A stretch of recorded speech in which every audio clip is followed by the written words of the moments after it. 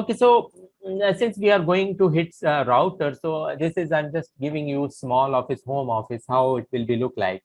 This is your typical uh, home topology. This is your service provider. Then this is your router. Okay. When we talk about the routers, uh, when we talk about the routers, in which this is a typical network for your home. As you can see, this is your access point. This is just like a router. Then you have, let's say this printer is connected with the router. Then you have multiple computers, laptops, uh, PlayStations, your iPod, iPad, or even these servers even connected with a small uh, network. So we are familiar that why we need network, so we can communicate with these devices. Okay, so this is kind of small office, home office network, and it could consist of like 10 to 15 hosts basically. Usually this is considered to be the SOHO, small office, home office network. If we move further, this is, you can consider it like medium size enterprise network, medium size network. Okay, we where we can have like 50 to 80, or could be even 100 hosts connected. And what is going on in this network? As you can see, this is same. We have ISP or the cloud or the internet, which is connected with the firewall.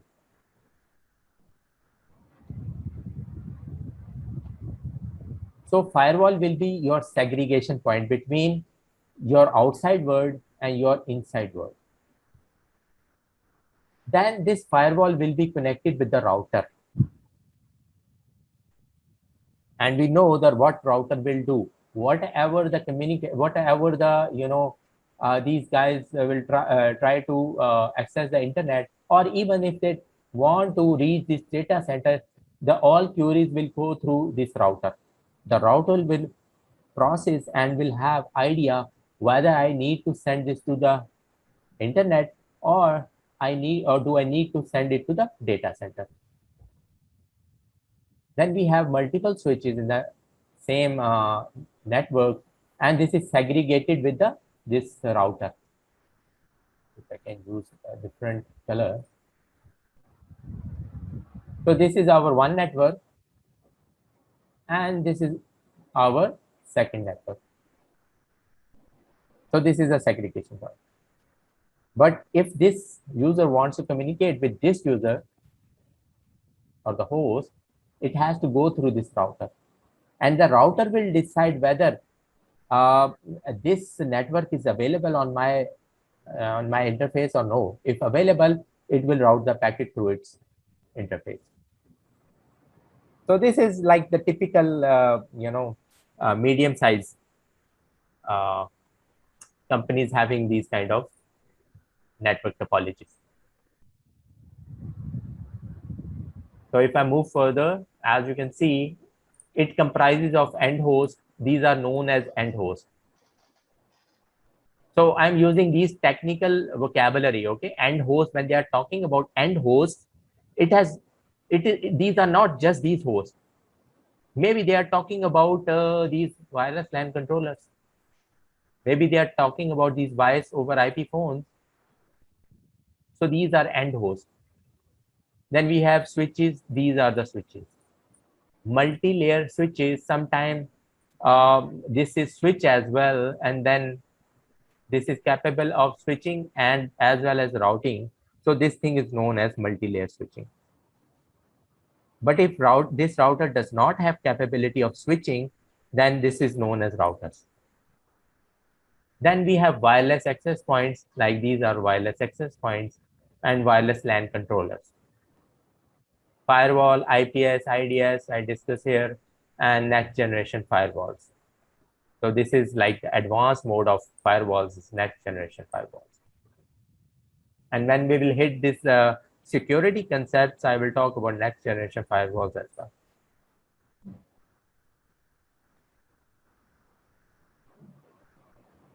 So since we are here and we are proceeding for IP routing, we should have a better idea the network architecture, how it looks like. So this is known as 3-tier architecture. This is known as 2-tier architecture. 3-tier architecture, this has been obsolete now, pretty much. Why? Because first of all, get the idea what is 3-tier architecture. We have access layer, distribution layer, and the core layer. Access layer is where we will have our end host or end machines, the computers, voice over IP, and these all. Then we have distribution layer. So basically, if this host wants to communicate this one, it will go through these distribution layers. Then let's suppose if we have the same architecture, let's say this is a building one. Building, let's make it building number A. And just copy and paste it here. We have building B. So what if this host wants to communicate with this host? So that is the reason we have core layers here. You will have another core layers here, which will be like interconnected like this way. So Kamran, I think let me take you back in this, because if let's say, and this is coming from someone who's new to network. Okay.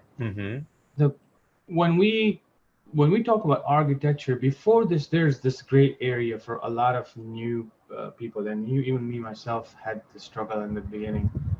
A lot of people want to know how, like in a real company, where does it start? So if an ISP, like how do they get that first connection from where? So let's say it's an ISP, some name, let's say Comcast, right? Okay. So Comcast gives you the router, the ISP router. Yeah. And after that, how does it work? Like in your experience, how does it start from that point? Because this is where a lot of new people are like, okay, where does it start? So if the ISP starts it, so who gets that public IP address? Like who this company buy it, and then who kind of break it down and then come to the architecture? I think that would be a little bit better way for them to understand. Because right now, I feel like people are going to be confused when they straight jump to the architecture. They may not understand like where does it start actually. So maybe if you can just explain the whole flow. Okay, that's why, okay, no problem. That is the reason I went through these simple small office first. Let's go to the first slide. I want to ask you the question on the routers. No, go back to the router question slide. There you go. Okay. So let's start with that CE modules right there, where it's 0-1 link and 0-0. Okay. This is where a lot of people will have this question that, okay, we say that this is a ISP providers or someone who's going to give you that connection, right? Okay. Because that's where the new models are actually where we are using that. We're not using the serial on the left side. And that's true. So in a lot of companies, you will get this router. In my example, let's say there's an ISP router and it's 100 Mbps, right? So this company gave us this this connection. So we can buy two from the same company, or we can buy two from a different companies, just in case one whole ISP is down, then another ISP can be our backup, right? And both can be 100 Mbps if you don't want to, if you want to rely on the same speed. And some people go with little cheaper options where they will have two ISP routers. One is a little expensive, and the other router will be from other company with, let's say, 20 Mbps, right? And some companies, they will divide this by, like, let's say, okay, we're going to use this for all of our networking, and 20 Mbps will be used for some voice or other stuff. Okay. But I mean, that's something you can talk about. But this is where it starts. So another confusing question will arise in here, that when we get these IP addresses, who are these people and who are like in the networking side? Are these top level engineers, senior level engineers who's going to sit down there and start breaking it down? And how does that work? Like this whole flow from here. If you can explain that, I think that an architecture place will be pretty much easier for a lot of people to understand that. Okay, as far as the redundancy concern, okay, first thing first, if we talk about the, for example, we have this ISP router here, okay, and let's say we have multiple, make it here. And just high level explanation. We don't. Yep, this is very high level. That's why I don't want to, but no problem. Let's discuss. This is like, you know, in your case, this is one ISP and this is another ISP. ISP1, ISP2. Okay. And then this design, you can either, again, it depends on the infrastructure or the budget and, you know, how your owners, they decide whether if they have a good budget, they will ask you to deploy another router here as well. And is that the gateway or something? Yep. For let's say, if let's say we have the two redundancy as well. This was I was talking about earlier, like HSRP, VRRP. These are the protocols being used for, yes, these are the protocols being used for redundancy purposes. Okay. And it depends what kind of protocol you're going to use. For example, if I want to, for example, this is connected this one, and this one is connected this one. And we have kind of switch. And then switch is connected with our local area network, okay, LAN environment. Yeah, and that's a pretty good explanation because, Christelle, if you look at this, this is a proper, like a small network we were talking about. I mean, we're using two ISP, usually in small, they even have one, right? But if you look at that, sorry about that, if you look at the switch when he talked about, this is what he's talking about, then in switching core switches, and then after that, you know, normal switches can be in the floors and stuff like that. Yeah, this is a core, exactly. Yeah. This is core switch. Exactly, the core switch, and that's where you know, you will learn a lot about switching. But if you go back to the routing again, you see it starts from that first. And a lot of new people, they're like always confused, like, you know, where does it start actually? For me as a network engineer, if I go to this building right now and I know my provider is Comcast, but where does Comcast exist in my network, right? This is where a lot of people just don't know, like, you know, what's happening over here. And that's where I wanted to take you back to this, because many people just don't know where it starts. So, you know, the explanation of that ISP and then gateway. So how does like gateway works with ISP over here? Like that explanation, if you can make a little clearer than that one. Mm-hmm. And then I will just give a more explanation here as well. So sometimes what happens, it depends on these protocols I was discussing earlier, HSRP, VRRP, or GLPP. If we are using GLPP, this is known as gateway load balancing. Load balancing means, for example, we have multiple clients connected and they are using internet for some purposes, okay? Instead of putting load on this router using this ISP, we just divide the load using load balance. So what will happen? Some of the traffic will go through this ISP, and let's say some which is not most useful traffic, let's say, going through this, and some traffic that is not useful, but you are like surfing web, maybe could go through this. But it's yeah, Danish, yeah, I think I got a little. So where does the BGP concept comes into play? There's a lot of people.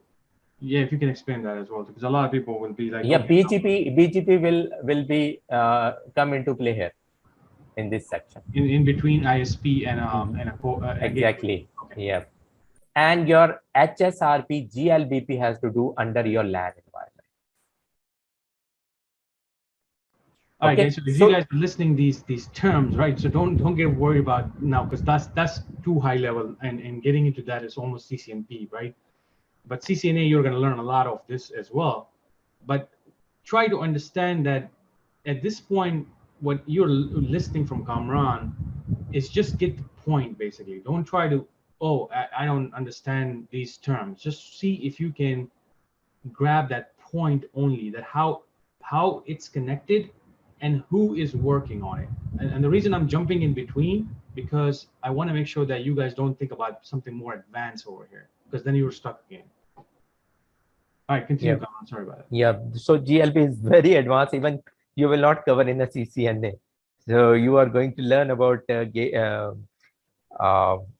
this BGP in a CCNP, by the way. So, but the concept of BGP is really they are directly communicating with ISP. So they have like the information about this gateway. If it is down, it will proceed from this. So we will have this kind of redundancy. Okay. So this one is down, or even the service provider is down. Our whole traffic will go through this service provider then. Okay. So this is the idea. And before, I wanted to ask a question before you. okay, just a minute, if be. I can do Control Z. Yep. Okay, thank God. So my question was to follow those after this concept. My question is about the IP address. When you receive the IP address from the ISP, Okay. so what is the process after? Is it the ISP who give the address of the Okay, that's fine. router? All That's that? fine. Okay. By the way, we are going to give, I'm going to give you one lab on that as well. I will make a service provider kind of thing from where you will get the IP, public IP. Okay. And then your local area connections can communicate with your ISP as well. But just as I give you a high fly overview, how it will be, usually, if I give you example, just a minute. If you can go to this one. Do you really need to configure IP or something here when you when you connect your access point at your home? I don't think so. Yep. You never come across or you never play with this your public IP. Why? Your service provider is have kind of technology or the DSCP services kind of thing. But that is not pure DSCP. That is known as PPOE. If you want, you can further dig deep on it. And it has kind of pool of IPs that will be given to you automatically. Okay, so you don't have to worry about these public IPs. And when you want to communicate, it will go through some kind of NAT. NAT is already pre-enabled on your access point. Okay, so your LAN, which is not routable, this your local area IPs are not routable. So when it will hit the router has a capability to translate that your local IP into public IP, and then you can reach the whole cloud. So these IPs are provided by the ISP service providers dynamically. But if you are like running a business, like, where you must need a dedicated IP, then you have to pay a lot of money for that dedicated IP. And then you can use that dedicated IP for whatever the reason or purpose you want to use. For example, you have one computer device here, and you have one CCTV cam here. You want to access that CCTV cam.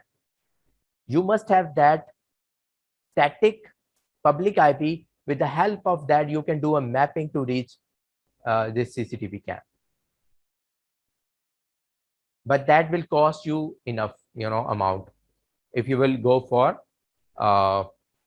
this the IP, public IP, but this is dedicated from the ISP. You and are, and most yep, of the businesses will pay for that because they don't want that IP addresses to be changed. Most of it. yeah, So for example, if it's a business, they don't buy one IP then. They would buy something in that range, multiple ones, because some they want to use it for internal subnetting because they're gonna engineers are going to sit down and then everything will just go start from that because now you have the just like you have one right now in your home you have a public IP address. It doesn't matter what IP address is.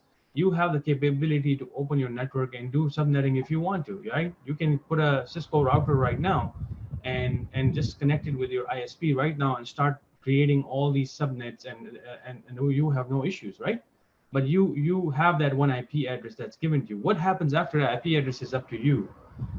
It's not what ISP decide what kind of addresses you need to put on and things like that. It's what you decide, right, Kamran? yep, You correct me if I'm wrong, though. yes, exactly. But in case of, if you are using router, Cisco router here, okay, then Cisco router has no like capability, to automatically get this IP from the service provider and the netting, everything. No, Yeah, you have to you, do that. Yep. yeah, you as a network engineer or network administrator will have to perform these all things by yourself. And I have a question. Mhm. When we receive the IP from the ISP, the public IP, do we do this the subnetting on a private IP or on a public? Yeah, it doesn't No, make sense. you, Huh. you don't have to.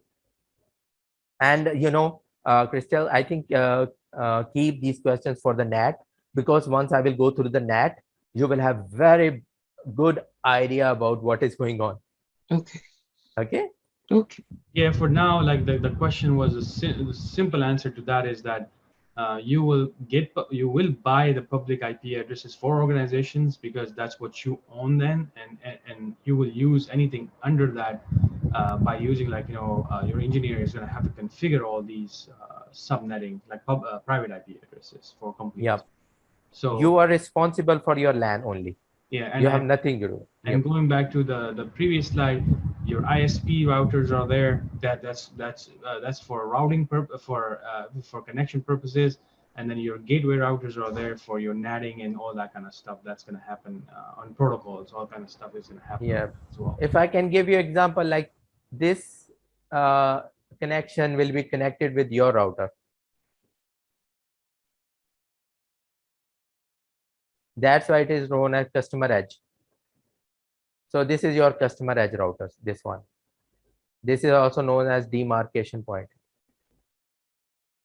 So this is ISP, and then this is your land. Whatever you want to do, you can do here.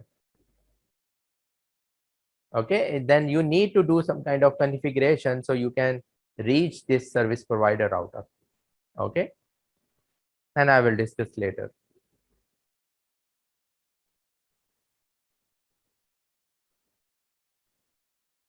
Yeah, so this is the old architecture, by the way.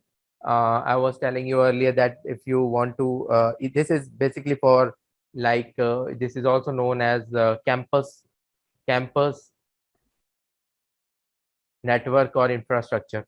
If you do a Google search with the same keywords, the Cisco will take you to these three-tier architecture, where you will see the same concept, where we have these access layers, distribution layer, and the core layers. Then the problem was the people don't have money to buy, first of all, these core switches separately, then distribution switches separately, and then access layers separately. It costs so much money. Okay, and a lot of configuration as well. So the Cisco came up with another idea, two-tier architecture. So they just made these two things into one, which is known as collapse core, and these are the access layers. Normally your all devices will be connected here, because now these collapse core is capable of having core layer as well as distribution. So they are very high processing power uh, devices, by the way. And these are used in data center. This is the infrastructure. And instead of access layer, these things are known as the pods or the leaves. Okay. And these things separately is known as VPCs. If you have gone through the cloud computing, let's say if I give you example of like AWS, Azure, or something like that, you will say the concept of VPCs. You can go through, I will not go a lot in detail, just I'm giving you the differentiation between these and these, how in your local area, how it looks like. But when we talk about the cloud, this is how things look like. They also have same core concept. Then these are layer 2 or layer 3 capable devices. And these are basically the pods, your end devices. Because the host will not be connected. Here we have host connected, but here we don't need host connected. These are only the devices known as the leaves as well. So if you're not getting, no problem. If I have a question, is there any circumstance we would use 3-tier today or 2-tier? Yep. The circumstance is what, let's suppose this is your campus 1. Okay. In the same city, you have another campus 2, with the same infrastructure. What this host wants to communicate with this host, then these will be connected with these devices. Okay, you have end-to-end connectivity between these two campus infrastructure. And the reason of using these two devices, because we want redundancy. Let's say this one is down. So what? Then again, we can, if not going through this, but we will go through this. Okay. And what if this one is down from here? Then what? No problem. We have, if this one is up, let's say this one is up, it will go through that way. So this is the basic idea behind this network architectures. We have 3-tier architecture. These are high-end CPU process and having a a lot better memory. But this 2-tier architecture, now Cisco has single solution for these two. That is the reason they just shrink it down to this 2-tier architecture. Got it?